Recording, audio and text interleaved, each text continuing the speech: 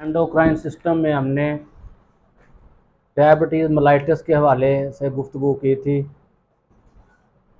Insulin hormone की रोशनी में और पेंक्रियाज की रोशनी में। अब आपकी किताब में जो एंडोक्राइन सिस्टम में ग्लैंड्स के हवाले से गुफ्तगू की गई है वो थायराइड ग्लैंड के हवाले से गुफ्तगू की। थायराइड ग्लैंड्स ट्रेकिया के पीछे नेक वाले हिस्से में मौजूद होता है और बिल्कुल दरमियान में पाया जाता है। और इसके साथ पैराथायराइड ग्लैंड्स, ये 4 ग्लैंड्स होते हैं जो थायराइड ग्लैंड के साथ साथ पैरा उसके कुर्बोजवार में पाए जाते हैं। इनके काम T3 हार्मोन खारिज करना और T4 हार्मोन खारिज करना है। हाइपरथायराइडिज्म इज़ अ कंडीशन, यानी कि हाइपरथायराइडिज्म जब थायराइड ग्लैंड्स जितनी आपके जिस्म को T3 T4 हार्मोन्स की ज़रूरत है उससे ज़्यादा सिक्रिएट कर रहे हों तो इस कंडीशन को कहते हैं hyperthyroidism. This is also called over active thyroid. इसको आमतौर पे थायराइड का ओवर एक्शन या ज़रूरत से ज़्यादा काम करना भी कहते हैं। The main hormones your thyroid makes include triiodothyronine and thyroxine. जो आपका थायराइड सबसे मेन हार्मोन बनाता है या खारिज करता है वो है थायरोक्सिन T4 और ट्राईआइडोथायरोनाइन T3 जिसे कहा जाता है। Hyperthyroidism can affect your entire body. Hyperthyroidism, अगर आपका थायराइड ग्लैंड आपके जिस्म की ज़रूरत से ज़्यादा T3 और T4 हार्मोन खारिज कर रहा है तो ये आपके जिस्म के हर हिस्से को, पूरी बॉडी को अफेक्ट कर सकता है and is condition that needs to be treated by a health care provider. और एक माहिर सेहत के हाथों इसका इलाज करना इंतहाई ज़रूरी है। ये टैकीकार्डिया करता है, दिल की धड़कन तेज़ हो जाती है जिसके नतीजे में इंसान को दिल की बीमारियों का सामना करना पड़ता है। आपके हाजमे के सिस्टम को ख़राब करता है और आपके जिस्म में दर्दें, लो एक्टिविटी, औरतों में इनफर्टिलिटी यानी कि बांझपन, मर्दों में मर्दाना क़ुव्वत की कमी, इरेक्टाइल डिसफंक्शन, आपको जिनसी अमराज का ख़दशा हो जाता है या फिर आप बहुत सारी बीमारियों का मजमुआ बन जाते हैं। अब कहता है कि डिफरेंस बिटवीन हाइपरथायराइडिज्म और hypothyroidism. Hyperthyroidism and hypothyroidism are medical conditions that both have to do with the amount of thyroid hormone your thyroid makes and release. The difference is how much. Hyperthyroidism और hypothyroidism में फ़र्क क्या है कि अगर आपका thyroid gland आपके जिस्म की ज़रूरत से ज़्यादा T3 T4 अपने हार्मोन्स को रिलीज़ कर रहा है, सिक्रिएट कर रहा है, बना रहा है ज़्यादा नॉर्मल से, तो हाइपरथायराइडिज्म। और अगर आपके जिस्म की ज़रूरत से कम बना रहा है तो hypothyroidism. Symptoms of hyperthyroidism. There are many symptoms of hyperthyroidism and they can impact your entire body. इसकी बहुत सारी अलामात हैं जो कि आपके सारे जिस्म को मुतासर कर सकती हैं। You may experience some of these symptoms and not others. आप इन अलामात का सामना कर भी सकते हैं और नहीं भी। Are many of them at the same time, एक ही वक्त में। Symptoms of hypothyroidism can include rapid heart beat, palpitation, दिल की धड़कन तेज हो जाना, feeling shaky and or nervous, shaky, आपका जिस्म कांपना शुरू कर देता है, हाथ आपके कांपते हैं, ठीक है। वेट लॉस, वजन कम होना शुरू हो जाता है। इंक्रीज्ड एपिटाइट, भूख बढ़ना शुरू हो जाती है, भूख बढ़ती है, इसके बावजूद आपका जिस्म हेल्दी नहीं होता है। Diarrhoea and more frequent bowel movement, diarrhoea लग जाता है या आपका पखाना ज़्यादा बनना शुरू होता है, बार बार पखाने की आदत होती है। विजन चेंजेस, आँख की बनाई में तब्दीलियाँ आना शुरू हो जाती हैं। Thin warm and moist skin, आपकी जो स्किन है वो गीली गीली रहना शुरू हो जाती है, गर्म रहना शुरू हो जाती है और मोटी होना शुरू हो जाती है। मेंस्ट्रुअल चेंजेस, औरतों में जो मेंसेस का माहाना सिलसिला चलता है उसमें तब्दीलियां आना शुरू हो जाती हैं। Intolerance to heat and excessive sweating, intolerance to heat, heat को बर्दाश्त करने की कुव्वत कम हो जाती है, एंड एक्सेसिव स्वेटिंग, और पसीने ज़्यादा आते हैं। स्लीप इश्यूज़, रात की नींद जो होती है वो आपकी डिस्टर्ब होना शुरू हो जाती है। Swelling and enlargement of the neck from an enlarged thyroid glands, अगर ये थायराइड ग्लैंड्स आपका साइज में बढ़ना शुरू हो जाए तो आपकी गर्दन के नीचे स्वेलिंग होना शुरू हो जाती है, जिसे गाउटर बोलते हैं या गाउट बोलते हैं। ई आर जो है वो साकन है, या गाइटर बोलते हैं, हाँ लफ्ज़ गाइटर है, GOITER, गाइटर। हेयर लॉस, बाल गिरना शुरू हो जाते हैं, and change in hair texture, और बालों की साख्त में तब्दीली आना शुरू हो जाती है। Blazing of the eyes, blazing of the eyes, जो आपकी आंख का डेला है ना वो बाहर को निकला हुआ महसूस होता है। आपने देखा होगा कि आपकी जो नॉर्मल आई है ना वो, ये मॉडल पकड़ो बेटा, ये मॉडल पकड़ो, जो आपकी आई है ना ये आपका ज़्यादा हिस्सा काला शो कर रही है और सफ़ेद हिस्सा आपका कम शो हो रहा है। लेकिन ऐसे मरीज़ जिनको हाइपर थायराइडिज्म का डिजीज़ होती है, इस तरह जैसे ये आंख बाहर निकली हुई है ना काले के साथ, आपको ये जो लाल है ये आपकी आंख में सफ़ेद है, ये जो लाल है आपकी आंख में सफ़ेद है, ये सफ़ेद हिस्सा आपको ज़्यादा बाहर नज़र आता है। इस तरह के कई पेशेंट्स हैं। अगर आप गूगल पे जाएं और लिखें ग्रेव्स डिजीज़ लिखें तो आपको वो आंखों का मंजर नज़र आएगा तस्वीरों के ऊपर, और आपने ऐसे मरीज़ अपनी ज़िंदगी में देखे भी होंगे, मैंने तो बेशुमार देखे हैं।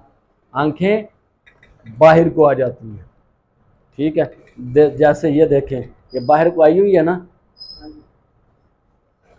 जैसे ये बाहर को आई हुई आंख मॉडल के अंदर है, ऐसे आंख बाहर को आ जाती है। और जो आपकी आंख का सफ़ेद हिस्सा जिसे स्क्लेरा बोलते हैं, स्क्लेरा ज़्यादा नुमायाँ होता है और ऐसे पड़ा होता है जैसे आपके हाथ की हथेली के ऊपर बांटा या अखरोट पड़ा हुआ होता है। ऐसे आप कभी फारग होकर लेक्चर के बाद गूगल करें ना और ग्रेव्स डिजीज़ लिखें तो आपको इसकी शक्ल सामने ज़रूर नज़र आएगी। वाइट इसको स्क्लेरा कहते हैं। मैं अभी पीछे जाना है जहाँ पे आपको फॉरेन पार्टीज़ पढ़ाई थी ना आई के, वहाँ मैंने आपको इंशाल्लाह आई की पूरा स्ट्रक्चर आपको इंशाल्लाह दिखाऊंगा और आपको आई के वाले से पूरे का पूरा पढ़ाने की कोशिश करेंगे। इसे बंद करना, आपका स्क्लेरा है सारे का सारा, ठीक है। ये आपकी आंख के ऊपर बाहर एक शीशा लगा जो आपको नज़र नहीं आता है, जो आपको नज़र नहीं आता, ये आपका कॉर्निया है, कॉर्निया, ठीक है। और जब हम कहते हैं ना कि फलां की आंख चेंज हुई, वो आंख नहीं चेंज होती, ये कॉर्निया ही चेंज होता है, पीछे उसका सारा सिस्टम चल रहा होता है, पीछे उसका सारा सिस्टम चल रहा होता है। और ये आपकी आंख की पुतली है, जो आपकी आंख के अंदर छोटा पार्ट है ना वो आंख की पुतली है जिसे प्यूपल कहते हैं। और ये ऐसे प्यूपल है। और ये जो आपका आंख का ब्राउन ब्लू नीला हिस्सा नज़र आ रहा होता है, लोग उसको बिल्ला कहते हैं, ब्राउन होता है, स्याह होता है, ग्रे कलर का होता है, उसे आयरस बोलते हैं। उसे क्या बोलते हैं? ये आपके पीछे आंख की पुतली है, ये जो छोटा है ये आंख की पुतली है, प्यूपल। इसे द विंडो ऑफ द आई भी कहते हैं। सारी की सारी रोशनी इस आई की विंडो से आपके जिस्म के अंदर, आपकी आंख के अंदर दाखिल होती है। ये बाहर कॉर्निया है, ठीक है। ये आपकी आंख का सफ़ेद हिस्सा, इसको सक्लेरा बोलते हैं, इसको सक्लेरा बोलते हैं। ये सक्लेरा नुमाया हो जाता है ऐसे आंख का। अभी आपको गूगल करेंगे तो आपको पता चलेगा। ये आपकी आंख के कुछ मसल्स हैं जिनके साथ आपकी आंख बंधी हुई है। ये 1 2 3 4 5 6 मसल्स, 7 मसल्स हैं आपके, ठीक है।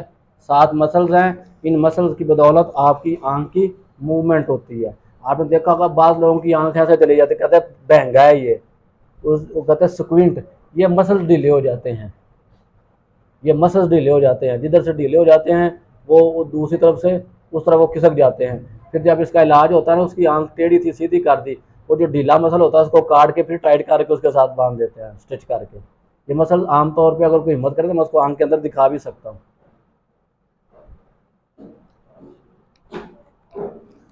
क्या पढ़ रहे थे हम? बल्जिंग ऑफ द आईज, आंखों का बाहर की तरफ आ जाना। Seen with Graves disease, muscles weakness, आंखों की पट्ठों की कमज़ोरी, ठीक है, पट्ठों की कमज़ोरी। काजेज ऑफ हाइपरथायराइडिज्म, पहली वजह है उसकी Graves disease. In this disorder, इस बीमारी में your immune system attacks your thyroid, आपका कुव्वत मुदाफ़ियत का जो मुदाफ़ियाती निज़ाम है ना, वो आपके थायराइड के ऊपर इफ़ेक्ट करता है, अटैक्स करता है। This makes your thyroid creates too much thyroid hormone, मुदाफ़ियाती निज़ाम है ना, इसने आपको बीमारियों से बचाना है ना। तो जो आपका थायराइड T3 T4 से क्रिएट कर रहा है नॉर्मल मकदार के अंदर, वो आपके जिस्म के सारे मेटाबॉलिज्म को चला रहा है ना, सारे सिस्टम को चला रहा है। अब इसने क्या करना है कि उसके ऊपर जाकर अटैक करना है और उसने अपनी एक्टिविटी ज़्यादा कर देनी है। किसने? मुदाफ़ियाती निज़ाम है। जब मुदाफ़ियाती निज़ाम उसके ऊपर जाकर अटैक करेगा, एक्टिविटी ज़्यादा होगी तो हार्मोन ज़्यादा सिक्रिएट होंगे, ज़्यादा रिलीज होंगे, जिसके नतीजे में हाइपरथायराइडिज्म का मर्ज सामने आएगा। Grave disease is hereditary condition, ये एक विरासती बीमारी है। If a member of your family has grave disease, अगर आपकी फैमिली के अंदर किसी एक बंदे को ग्रेव डिजीज है, there is a chance others in the family could have it too, तो आपकी बीमारी में दूसरा कोई, आपकी फैमिली में दूसरा कोई बंदा भी इस बीमारी का शिकार होने के चांसेस ज़्यादा हैं। It is more common in people assigned female at a birth than people assigned male at birth. It's more common in people assigned female at birth than people assigned male at birth. Grave disease is the most common cause of hyperthyroidism, making up about 85 of cases, 85% of cases। आमतौर पर ये औरतों की बीमारी है, आमतौर पर ये मर्दों की भी है, औरतों में ज़्यादा होती है। हर 8 में से एक औरत जो है वो हाइपरथायराइडिज्म का शिकार हो जाती है।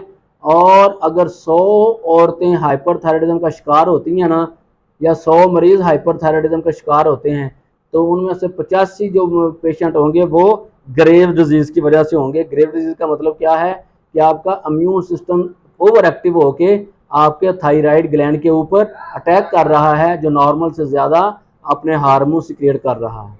समझ आ रही है? और आ रही है कि नहीं? Thyroid nodules, a thyroid nodule is a lump or growth of cells in your thyroid gland. ये क्या है? ग्रोथ, सेल की ग्रोथ को बढ़ा देने वाले, नोड्यूल को बढ़ा देने वाली एक बीमारी है। किस नोड्यूल को? थायराइड ग्लैंड की। यानी कि थायराइड ग्लैंड खुद साइज में बढ़ना शुरू हो जाता है। They can produce more hormones than your body needs, जब वो साइज में बढ़ेगा तो हार्मोन भी ज़्यादा ही खारिज करेगा ना। Thyroid nodules are rarely cancerous, और ये बहुत कम चांस होते हैं कि ये कैंसर की सूरत में इख्तियार कर जाएं। Thyroiditis, thyroiditis is inflammation of your thyroid gland, ये आपको थायराइड ग्लैंड की इन्फ्लेमेशन है। विच मे बी पेनफुल और पेनलेस, जो पेनफुल भी हो सकती है, दर्द वाली भी हो सकती है, बगैर दर्द के भी हो सकती है, यानी कि साइलेंट या खामोश भी हो सकती है। It may happen with a year of delivering a baby postpartum thyroiditis, बाज़ औक़ात ये उस वक़्त नुमायाँ होनी शुरू हो जाती है, पैदा होनी शुरू हो जाती है, स्टार्ट होना शुरू हो जाती है जब औरत बच्चा पैदा करती है। इसको कहते हैं पोस्टपार्टम थायराइडाइटिस। अब पार्टम का क्या मतलब है, पोस्ट का क्या मतलब है? पोस्ट का मतलब है बाद में, बताया था ना आपको, पोस्ट का मतलब है बाद में। पार्टम, पोस्टपार्टम पैदाइश, लेबर, डिलीवरी, पार्टम पैदाइश, लेबर डिलीवरी हैं। तो डिलीवरी के बाद औरतों में साल के अंदर अंदर बाज़ औक़ात थायराइडाइटिस के चांसेस बनना शुरू हो जाते हैं, जिसकी वजह से इसको पोस्टपार्टम थायराइडाइटिस भी कहते हैं, कि डिलीवरी के बाद या बच्चा जनने के बाद का thyroiditis. After you experience thyroiditis, your thyroid may be unable to recover, which would lead to hypothyroidism. After your experience thyroiditis, जब आप थायरोडाइटिस के साथ आप मिलते हैं, your thyroid may be unable to recover, तो आपका थायराइड जो होता है वो जब आपको पता चलता है ना कि मैं थायरोडाइटिस का शिकार हो चुकी हूँ, तो उस वक्त तक वक्त गुजर चुका होता है, और इसके जो फंक्शन होता है थायराइड ग्लैंड का, ये कम होना शुरू हो जाता है।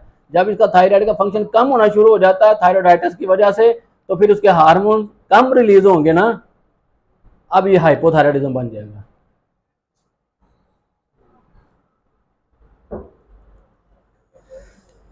जी, कंज्यूमिंग एक्सेस आयोडीन, आयोडीन का जरूरत से ज्यादा इस्तेमाल। If you are at risk of hyperthyroidism and consume too much iodine, it cause your thyroid to produce more thyroid hormone. तो आप ज्यादा if you are risk of hyperthyroidism, अगर आपको हाइपरथायराइडिज्म का खतरा लाहक हो गया है, and consume too much iodine, और आप बहुत ज्यादा आयोडीन इस्तेमाल कर रहे हैं, it can cause your thyroid to produce more thyroid, तो फिर आपका थायराइड जो है वो आयोडीन के इस्तेमाल की वजह से ज्यादा हार्मोन सिक्रिएट कर रहा है, हार्मोन रिलीज कर रहा है, जो कि हाइपरथायराइडिज्म की कंडीशन इख्तियार कर जाता है।